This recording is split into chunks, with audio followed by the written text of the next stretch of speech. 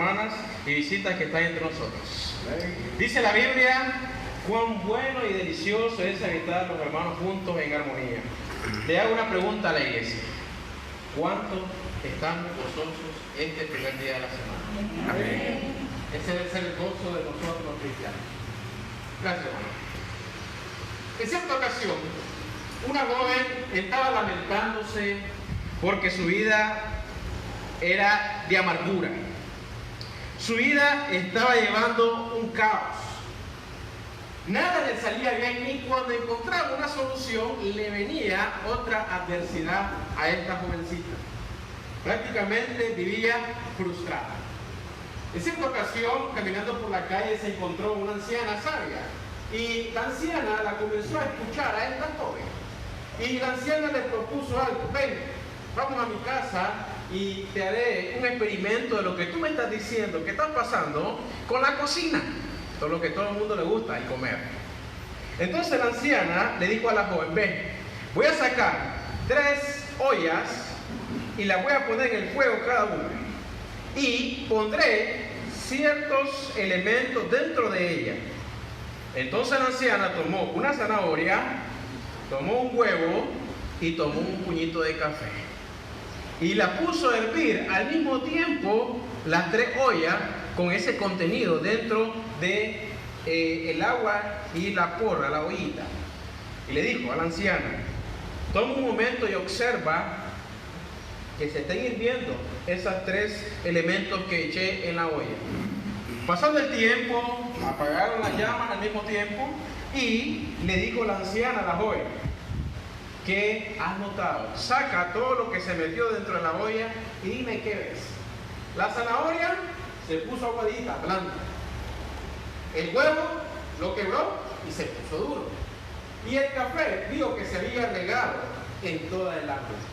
Y dijo la joven: no entiendo lo que usted me está tratando de decir. Y entonces los ancianos, siendo sabios, le dice a la jovencita: estos 3 elementos que eché en la olla representan el carácter de las personas. Si tú ves, la zanahoria representa a aquella persona que por fuera aparentemente es una persona de carácter fuerte, aparentemente. Y la jovencita se quedó admirada. Posterior, vio que el huevo, cuando rompió su cáscara, este estaba un poco duro, ya no estaba líquido. Esto representa a aquellas personas que parecen frágiles, pero ante la dificultad terminan fortaleciéndose. Y por último, miró cómo el café de un puñito se regó todo en el agua. Eso es el tipo de persona que irradia, que el círculo donde ella se desarrolla con alegría, contagia, con gozo a aquellas personas. Esta historia nos hace meditar cómo sacar provecho de las adversidades.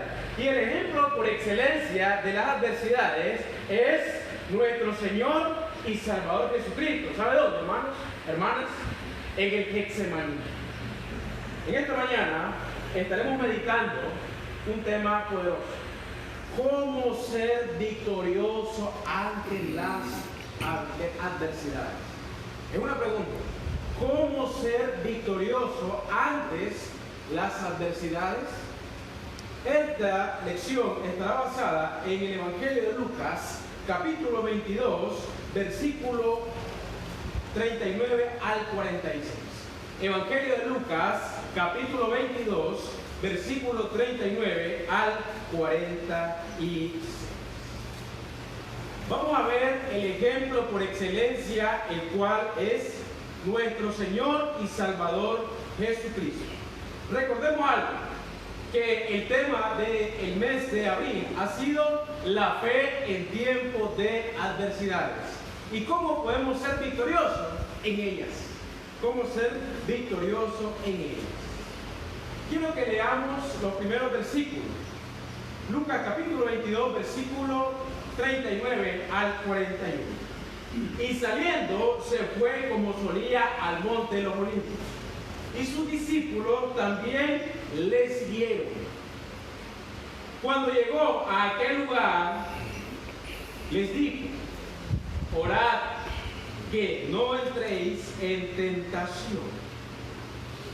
Y él se apartó de ellos a distancia con un tiro de piedra, y puesto de rodillas, oró. Hermano, ¿cuál debe ser la característica en nosotros para ser victoriosos ante las adversidades? En estos primeros versículos, ¿sabes cómo nos enseña la Biblia el Señor Jesús? Preparándonos mediante la oración. Si ven todos los temas que hemos estado estudiando en el transcurso del mes de abril, la característica que tenía Jesucristo cada vez que iba a hacer una proeza, un milagro, enfrentar una situación, ¿qué hacía Jesús, hermanos? Oraba. ¿Lo estaremos haciendo nosotros? Dios y usted sabemos eso. Jesús comprendía hasta su último momento de vida. Mire bien, no fue hasta el punto en cual él, antes de ir a la cruz, comenzó a orar. No, era una práctica, era una costumbre en su vida orar. La oración era una necesidad, así como usted y yo tenemos la necesidad de comer los 3 tiempos, tenemos la necesidad de tomar agua para hidratarnos. Así debe ser la oración en uno. No solamente cuando vienen las dificultades, porque ahí, hermano, Dios puede ver en nosotros que solo le buscamos cuando le necesitamos, y no como ser una costumbre, parte integral de nosotros como cristianos. De igual manera, hermano, así como Jesús era indispensable orar, esa debe ser en los cristianos una costumbre en nosotros. Jesús oró cuando fue bautizado. Jesús oró cuando escogió a los apóstoles. Jesús oró en el monte, en la transfiguración.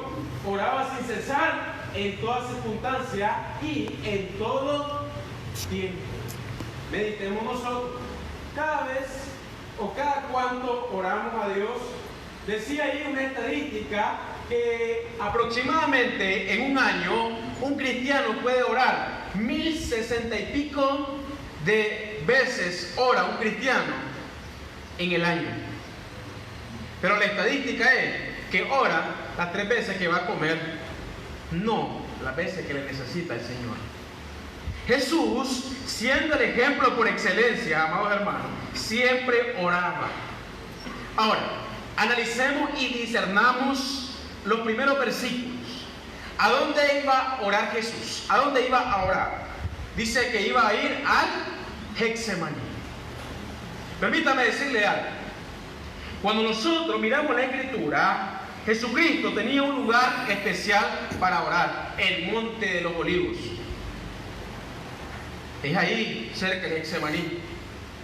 El Monte de los Olivos era un lugar como una montañita que estaba dividida en 3 niveles, entre otras cosas geográficas que por el momento no he de tocar. Pero bueno, Jesucristo siempre que iba con sus discípulos a la enseñanza, iba al Getsemaní, al Monte de los Olivos.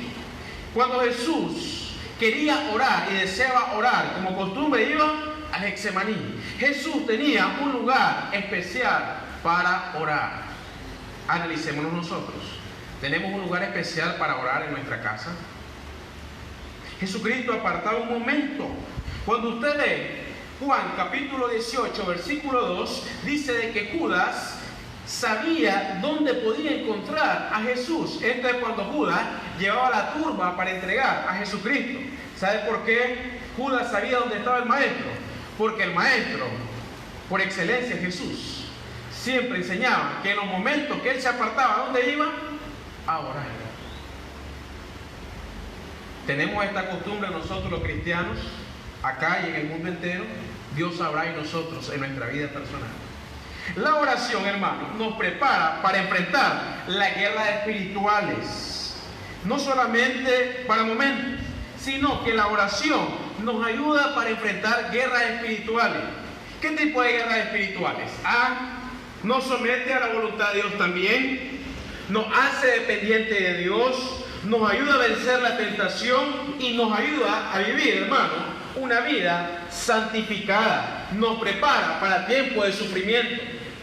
Algunos cristianos hoy en día viven bien, hermanos, Están los momentos difíciles ahí, perdiendo el tiempo. En vez de estar orando, perdemos el tiempo en otras cosas que muchas veces no son buenas para nuestro espíritu. Mientras está ahorita, dice algunos, en cuarentena, aprovechemos a ver toda la televisión. Su vida espiritual. Hermano, se ve cuando un cristiano es un cristiano de oración. Sus palabras, hasta para saludar, hermano, implica la conexión que tiene con Dios. Cuando un cristiano, inclusive hasta cuando ora en el frente con la iglesia, en los programas, en un momento, cuando alguien constantemente repite una muletilla, identifica que no es la costumbre en él o en ella orar. ¿Por qué? Porque no es parte de eso, no hay importancia para ese cristiano. El saludo muchas veces implica cuánto nosotros nos comunicamos con Dios. Es tan importante, hermano, eso. También Jesús sabía que iba a enfrentar una situación difícil. Muchos cristianos hasta hoy, hermano, están orando, algunos, porque Dios, para esta situación de la enfermedad del COVID-19, Señor, hay una situación de crisis económica, Señor, que no venga esta desgracia en mi vida, porque hasta este momento Dios, hermano, no quiere que su hijo e hija solamente oren a Él cuando sean los momentos difíciles. Jesucristo, hermano, no enseñó eso. Desde que comenzó su ministerio, mire, íntegro. Ahora preguntemos, ¿cuánto nos estamos dedicando a la oración? ¿Estamos buscando a Dios únicamente cuando necesitamos un trabajo? ¿Cuando necesitamos salud? ¿Cuando necesitamos que Dios nos responda con una bendición? ¿Solo ahí estamos buscando a Dios? Hágase usted esa pregunta en mi persona también. Ahora, cuando vamos al versículo 42 al 44, aquí comienza la intimidad de Jesús con Dios. Versículo 42 al 44. Diciendo, Padre, si quieres pasa de mí esta copa, pero no se haga mi voluntad, sino la tuya. Y se le apareció un ángel del cielo para fortalecerlo. Y estando en agonía, oraba más intensamente, y era su sudor como grandes gotas de sangre que caían hasta la tierra. Hermanos,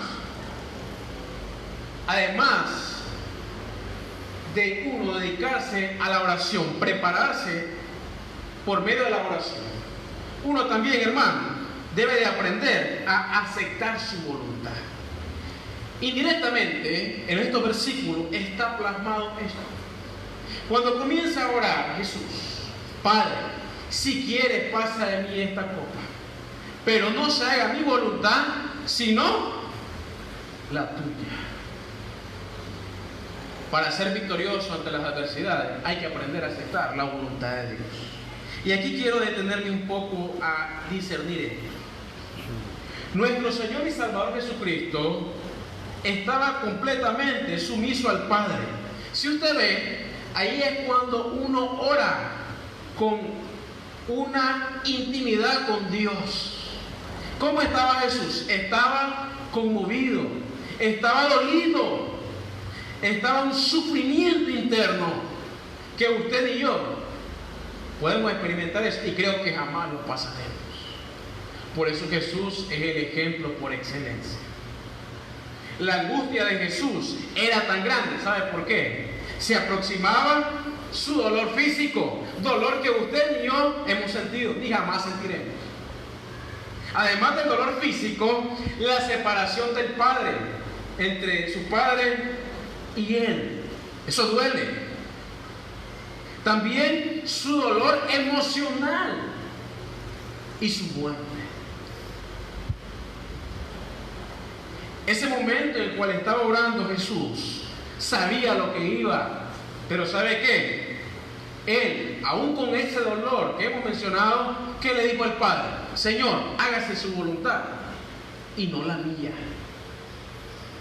Muchas veces, hermanos, los cristianos no aceptamos la voluntad de Dios, no, y queremos resolver nuestra adversidad y problemas como creemos. Eso es lo más a triunfar en la adversidad es aceptar la voluntad de Dios. Los cristianos muchas veces, hermanos, no aceptamos la voluntad de Dios. Señor, si no es como yo quiero, entonces me voy a retirar de la iglesia. Entonces quieren castigar a Dios con su actitud. Señor, si no me aceptan como soy, entonces me salgo de la iglesia. El que se dañe es usted. La iglesia no se daña. Otro cristiano dice, Señor, en estos momentos quiero un trabajo. Y aquí es donde viene, hermano, la situación de análisis espiritual. Hay cristianos que no han o no hemos entendido esto. Si Dios te va a dar algo, jamás va a ir en contra de obstaculizarte en tu servicio, en tu ministerio, en tu relación con Dios y con tu familia. Jamás Dios va a permitir eso. Cosa que los cristianos no hemos logrado entender, la gran mayoría. Muchas veces no aceptamos la voluntad de Dios, nos encaprichamos, nos obsesionamos a tal grado que algunos dicen, como esta situación, vamos a aprovechar esta situación, la crisis económica que está en general, y dice alguno, bueno, hay un trabajo excelente para poder suplir la necesidad. Pero me tengo que dejar de congregar. Entonces es allá donde viene y se le hace recordar, hermano, no pierda su comunión con el Señor. No, hermano, es que tengo necesidad de comer. ¿Acaso usted me va a dar de comer? Lo típico y de manera de ofensa que tienen la mayoría de cristianos hacia aquellos que le dan un consejo. Eso es lo típico, el arrendón o una mala expresión. Eso es, hermano, que no aprendemos a aceptar la voluntad de Dios. También, hermano, el aceptar la voluntad de Dios es pasar pruebas o adversidades. Los cristianos no queremos pasar adversidades, simplemente queremos venir a la iglesia, queremos venir, estar tranquilos, que no haya problemas, que no haya dificultades, que tengamos una salud estable, una economía estable, que no haya dificultad. Hermano, aceptar la voluntad de Dios es aprender a vivir con las pruebas y las adversidades. Es con el propósito de que crezca nuestra fe y solidificar nuestras vidas espirituales, hermano. Fíjense qué ocurre acá. Se nos hace muchas veces difícil aprender la voluntad de Dios. ¿Sabe por qué? Porque no oramos a Dios, lo primero que hablamos. Jesús no le costó ir hasta la cruz, aunque le iba a doler, iba a perder su vida. Pero ¿sabe por qué aprendió a respetar la voluntad de Dios? Porque tenía constantemente un diálogo fluido con Dios. Cuando los cristianos tomamos la oración como una necesidad, por nuestra necesidad, entonces la oración se vuelve como un medio de materialización de lo que queremos. La oración no se ha tomado todavía aún como algo tan importante. Simplemente es pedir por un trabajo, por salud, ahí nomás murió la flor. La oración no solamente es para la satisfacción de nosotros. Eso es ser egoísta. Jesús pedía sabiduría, aún siendo Dios y siendo hombre, siempre estaba doblegado delante de su Padre. Porque muchos cristianos hoy en día han perdido su fe, porque muchos cristianos están siempre oyendo a los médicos aquí, los médicos allá, que cuando va a estar la cura, hermano, eso Dios lo tiene todo bajo control. Cuando el cristiano está sometido bajo la voluntad de Dios, hermano, Dios cuida de su hijo y su hija. Amén, hermanos. Eso es cuando uno aprende a vivir la vida espiritual. La vida espiritual no es andar solamente la Biblia en la mano, aprenderse un versículo, aprenderse una lección. Eso no es la vida espiritual. Eso es ser un robot, un cristiano robot. La vida espiritual se demuestra de una manera personal. Cuando uno vive en integridad con Dios, públicamente podemos demostrar algo, hermano, pero en nuestra privacidad somos otra cosa. Pero Dios quiere a través de la lección que seamos como Jesús. Él era igual en su privacidad como en la manera pública también. Ahora, no omitamos algo.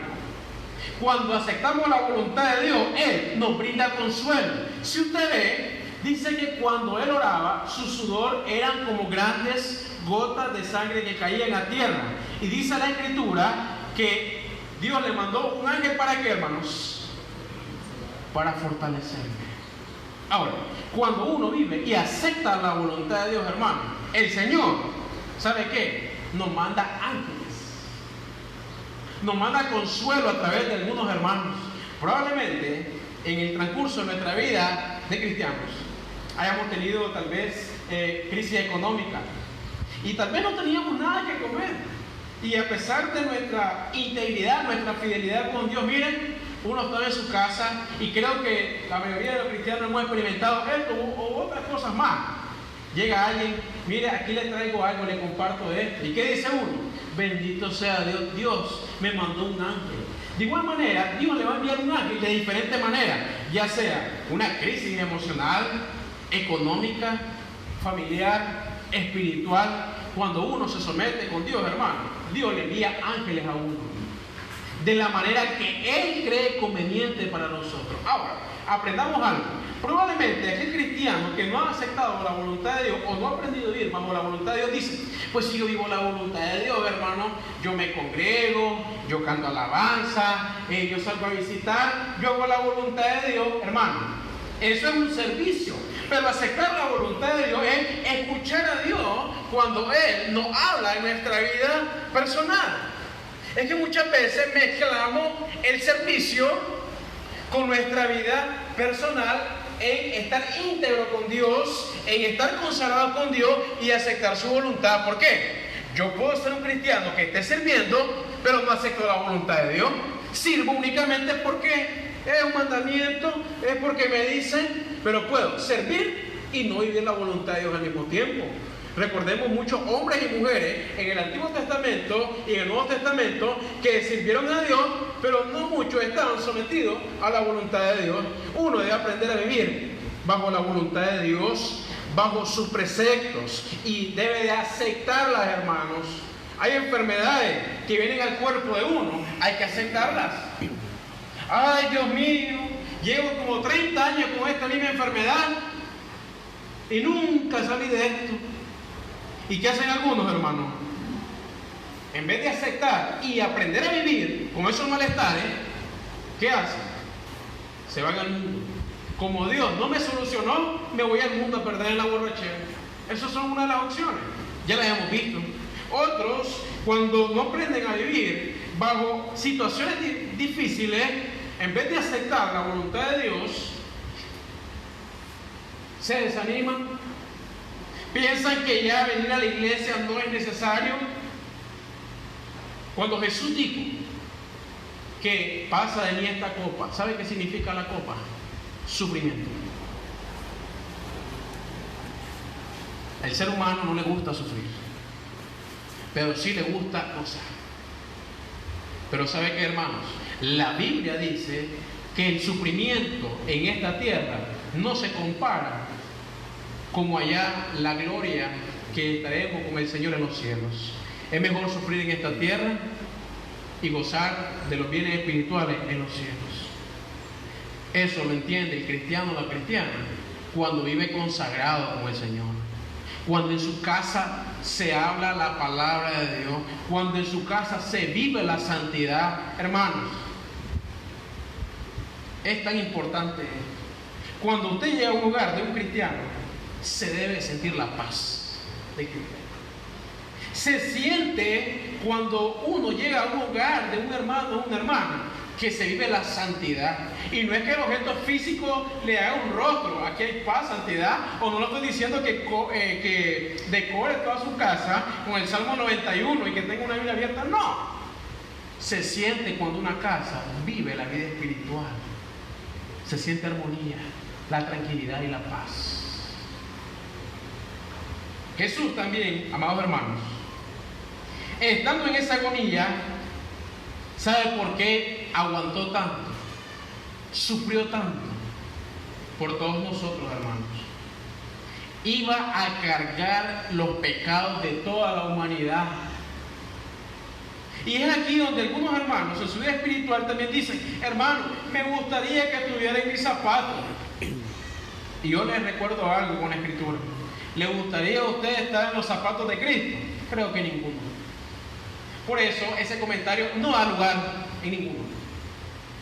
Porque creo que lo que pasó Jesús, hermano, nadie de nosotros lo pudo haber soportado. Nadie. Pero ¿sabe por qué lo soportó? Por el amor a usted, a mí y a toda la humanidad.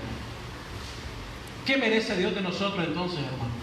Si Jesús se entregó en alma, cuerpo y espíritu por todos nosotros, ¿qué espera de nosotros el Señor? Que vivamos la vida mundana, que no vivamos consagrados, que vivamos como queremos, que no aceptemos la voluntad de Dios y vamos en nuestra mente divagando, un pie en el mundo y un pie en la iglesia. ¿Eso merece Jesús? Creo que no. Analicemos nuestra vida, amados hermanos. Para pasar las adversidades hay que aprender a aceptar la voluntad de Dios, pero bajo la consagración. Y por último, el versículo 45 y 46 del capítulo 22 del Evangelio de Lucas, dice el Espíritu Santo: cuando se levantó de la oración y vino a sus discípulos, los halló durmiendo a causa de la tristeza, y les dijo: ¿por qué dormís? Levantaos y orad para que no entréis en tentación. Para uno, hermanos, ser victorioso ante las adversidades también, uno debe estar velando permanentemente por nuestra vida espiritual. Ahora, donde es velar no es que usted va a estar toda la noche despierto, como hacen los amigos religiosos, que eso le llaman la vigilia, pero el contexto bíblico de la vigilia no es ese. El velar es o significa estar vigilante, mantenerse despierto, esperando tentaciones y pruebas y estar prevenido. Eso significa estar en velar. Hablando en el contexto espiritual, Jesús comprendía la tentación del diablo, como también la debilidad del hombre. Recuerde que cuando Jesús, antes de ir a Getsemaní, ¿qué le dijo Pedro? Señor, que esto no te acontezca, le dijo Pedro. ¿Y qué le dijo Jesús a Pedro? Apártate de mí, Satanás. Pedro ya estaba sintiendo la parte humana, pero no había entendido la parte divina, que era necesario que Jesús fuese a la cruz para cumplir el plan redentor en toda la humanidad. Pedro no entendía eso. Por eso Jesucristo constantemente estaba velando, hermano. Y ahora quiero que analicemos esto con más detenimiento. El velar. Esto es muy, muy fundamental, y más en estos momentos de crisis mundiales. Hay que estar velando cómo está nuestro cristianismo. No, hermano, no subestimemos o nos confiemos. Ahora, si nosotros no oramos y velamos, hay peligro de entrar en una tentación sin darnos cuenta. Sin darnos cuenta. Cuando estamos atentos, también nosotros debemos estar atentos por dónde va a venir el peligro, la prueba. Ah, por aquí viene la prueba, aquí estoy viendo esto, aquí estoy viendo lo otro. Les comparto algo que a mí me enseñaron en mi vida espiritual y en mi ministerio.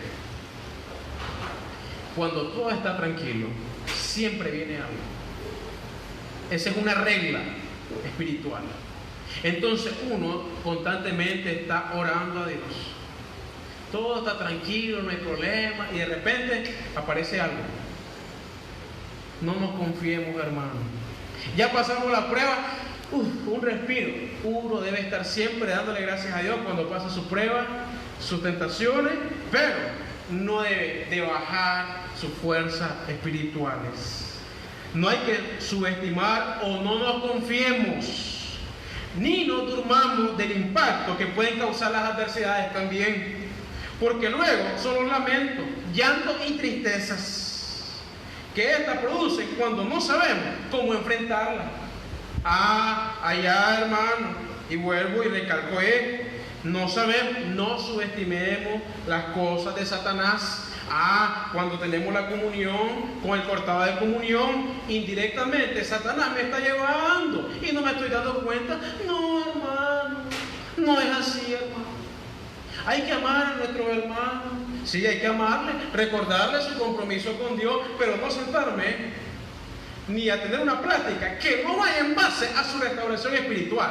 No me puedo sentar con aquel familiar o hermano de la iglesia que esté en borrachera. No, hermano, no nos damos cuenta. Hay cristianos, hay miembros que han estado acá y en otras congregaciones que han salido de las prácticas de andar tomando licor, de la droga, y se les da una recomendación en el Señor: hermanito, no te acerques ahí, si te acercas ahí vas a caer.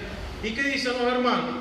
No, hermano mío, yo ya estoy fuerte en Cristo, ya no me hace nada eso. En cierta ocasión, a un hermano se le recomendó eso: hermanito, usted viene de un mundo difícil del alcoholismo, no es correcto que usted esté sentándose con las amistades antiguas o con los compañeros de trago, porque lo van a hacer caer. No, hermano, y miren, se metió en una mesa de trago y cayó.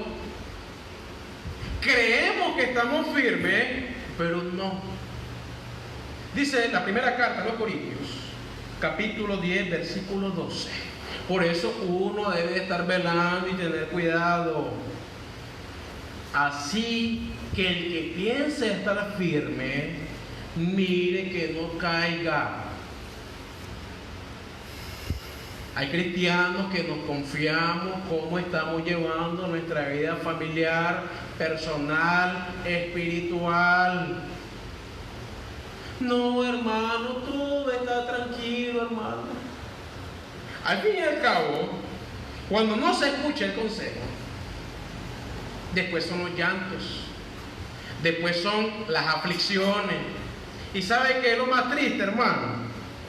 Después le dicen a uno o a los hermanos que hayan aconsejado a aquel miembro o miembros: hermano, era verdad lo que me dijo. En vez de evitarse el llanto, el sufrimiento,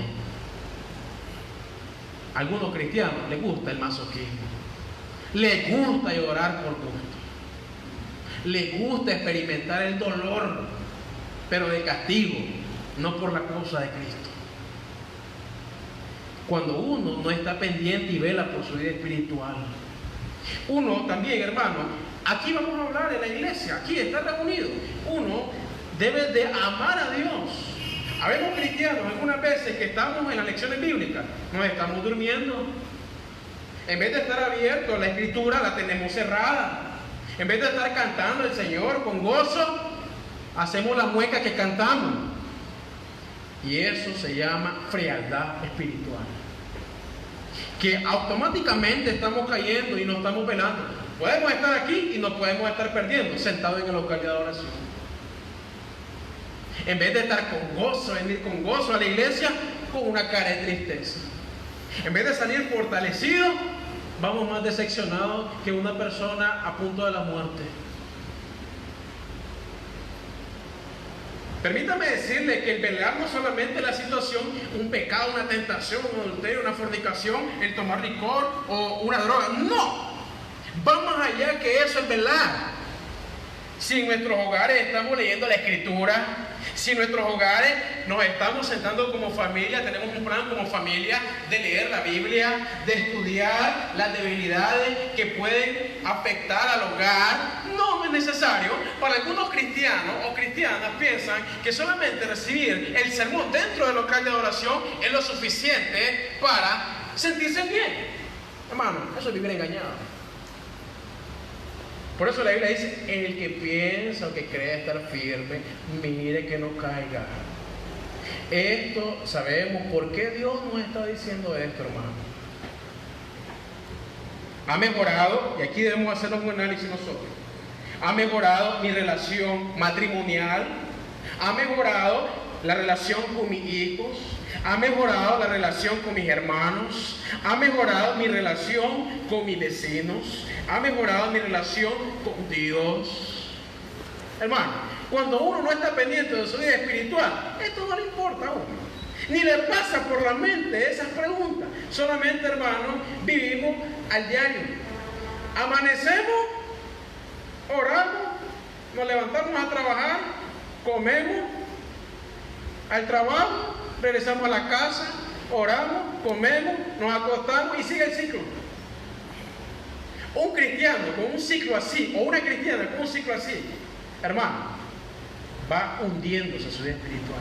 No está velando, no se preocupa por edificarse espiritualmente, no le preocupa glorificar a Dios, no tiene la preocupación por su alma ni la de su familia, y todos van hundiéndose.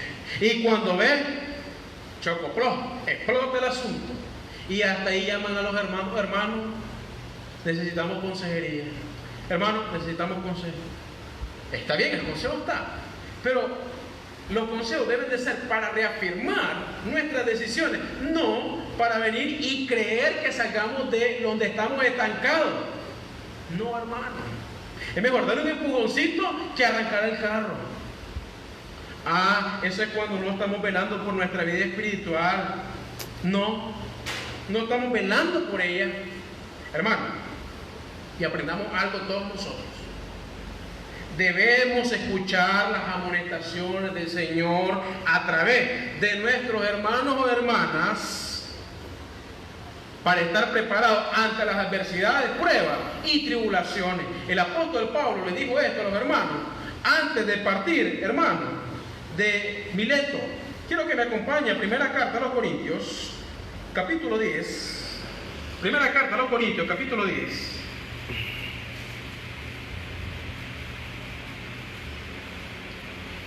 Hechos capítulo 20, versículo 31. Hechos capítulo 20, versículo 31. Dice el Espíritu Santo de nuestro Dios.